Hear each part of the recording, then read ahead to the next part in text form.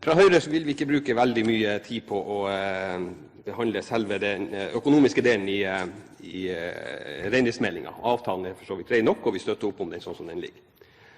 Men vi vil bruke litt tid på det som vi ser på som reindriftas kanskje største utfordring fremover. Reindrifta skal, som det står i reindriftsloven, drives etter prinsippene om økonomisk, økologisk og kulturell bærekraft.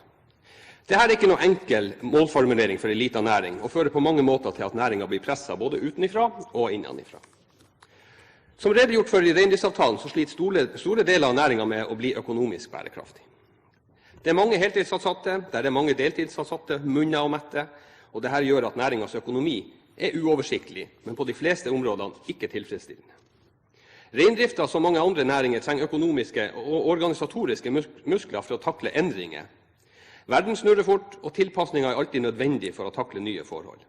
Disse musklene er næringen PT ikke i besittelse av. Rovdyrproblematikken er sentral når man skal se på næringens økonomi. I innstillingen så står det at den nåværende erstatningsordningen i stor grad baserer seg på krav om dokumentasjon av tap. Dette er helt feil. Det er forsvinnende lite av tapene som dokumenteres. Derimot baserer den nåværende erstatningsordningen seg veldig mye på skjønn. Økologisk bærekraft kan man ikke si at næringen er i nærheten av å være. Innslag i media og rapporter fra myndighetene viser ofte bilder av næringsutøvere i krise. En næring som burde ha muligheten til å fortelle de mest fantastiske historier om økologisk bærekraft, sliter med historier om nedbeita arealer, utsulta rein, lovlig og ulovlig oppsatte reingjerder, gjerder som er falt sammen, og rester etter gamle gjerder. De siste beskrivelsene er nok ikke i stort sannhet om næringen, men dessverre et inntrykk som altfor ofte får sette seg. Konflikter mellom kommuner og reinbeitedistrikt er også hyppig å lese om i media. Jeg registrerer i innstillingen i merknadene at posisjonen er fornøyd med at Kommunaldepartementet arbeider med problemene Alta kommune har beskrevet. Reindrifta setter opp skillegjerder uten å varsle noen. I snart et halvt år har man forsøkt å få brakt på det rene om reindrifta må forholde seg til plan- og bygningsloven eller ikke.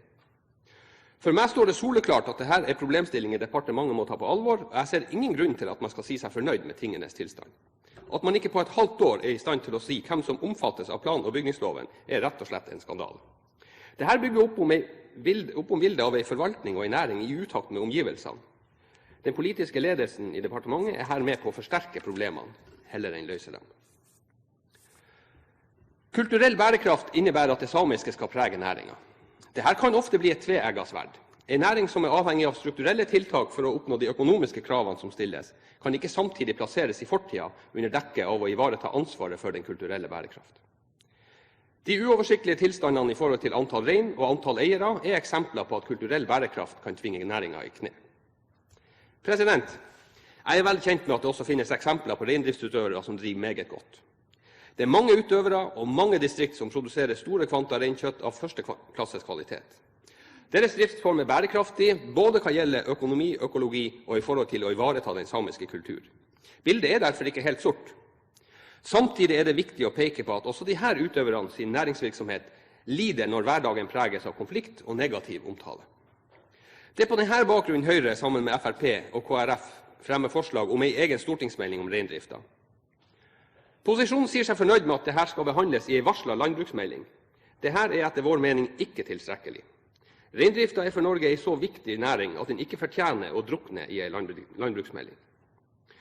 Vår begrunnelse for å justere periodiseringen av avtalen til å følge kalenderåret følger samme mal som i forrige sak om jordbruksoppgjøret, og den redegjør jeg ikke nærmere for nå.